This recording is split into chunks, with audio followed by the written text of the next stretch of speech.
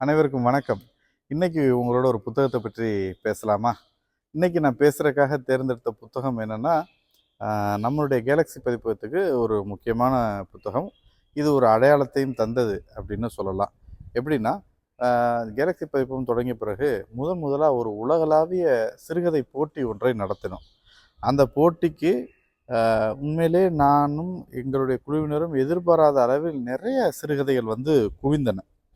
அந்த சிறுகதைகளிலிருந்து போட்டிக்கு அ பரிசுக்காக சில கதைகளை தேர்ந்தெடுத்து, மேலும் சில கதைகளை தேர்ந்தெடுத்து 18 சிறுகதைகள தொகுத்து ஒரு நூலாக்க முடிவு செஞ்சோம். அந்த நூலின் பெயர் தான் தோப்பு. அந்த தோப்பு என்ற நூல 2024 ப சென்னை புத்தக கண்காட்சியில வெளியீடு செய்தோம். அந்த தோப்பு என்ற நூலை. இந்த சிறுகதை போட்டி நடத்தினோம் இல்லையா? அந்த போட்டி நடத்திய விதம், அந்த போட்டியை பற்றிய பேச்சுகள் அப்போ வந்து கொஞ்சம் பரபரப்பாவே இருந்தது. எழுத்தாளர்கள், வாசகர்கள் மத்தியில. ஏன்னா, எங்களுடைய எல்லா நகர்வுகளும் உடனுக்குடன் அ எங் எழுத்தாளர்களுக்கும் சரி, வாசகர்களுக்கும் சரி, சமூக ஊடகங்கள் வழியா நாங்க தெரிவிச்சுக்கிட்டே வந்தோம்.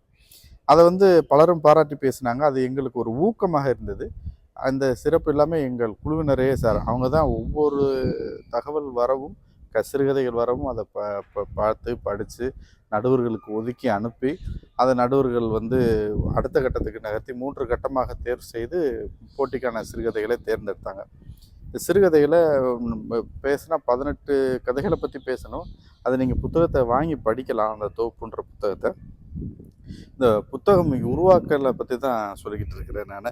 இப்படியாக தேர்வு செய்த 18 கதைகள பதிப்பு செய்து தோப்பு என்ற நூலாக வெளியீடு செய்தோம்.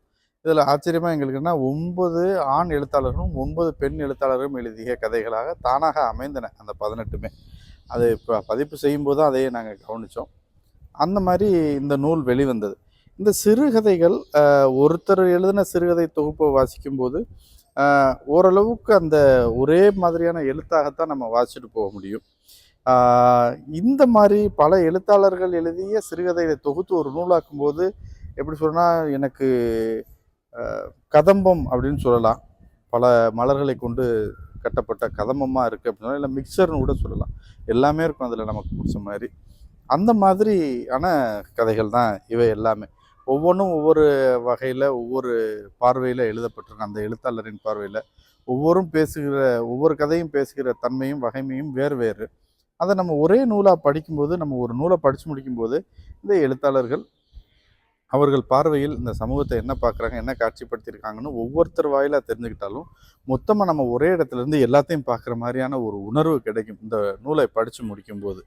அ இந்த நூல் வெளிவந்ததிலிருந்து, ஆ ப பல்வேறு நண்பர்கள் வழியாக இது வெளியில பகிரப்பட்டாலும், எழுத்தாளர்களும் அவங்களுடைய நண்பர்களும் ரொம்ப விரும்பி வாங்குனாங்க. அவங்கவங்க எழுத்தாளர்களுடைய புத்தகம் இருக்கு, கதை வந்திருக்கு அப்படின்னு. ஒரு சில எழுத்தாளர்களுக்கு முதல் கதையா, முதல் நூலா வந்தது. சிலருக்கு வந்த நூல்கள்ல இதுவும் ஒன்றாக இருந்தது. எது எப்படியோ, இது வந்து மக்களிடம் சரி, நண்பர்களிடம் சரி, ஒரு வரவேற்பை பெற்ற நூல். தோப்பு அப்படிங்கிற எங்களுடைய போட்டியில் வெளியிடப்பட்ட நூல்.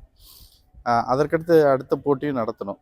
இருந்தாலும் இது எங்களுடைய முதல் போட்டியில் உருவாக்கப்பட்ட நூல் அப்படிங்கிறதுனால, இன்னைக்கு தோப்பு என்ற சிறுகதை தொகுப்பு நூலை உங்களிடம் பகிர்ந்து கொண்டது எனக்கு ரொம்ப மகிழ்ச்சி. நன்றி. வணக்கம்.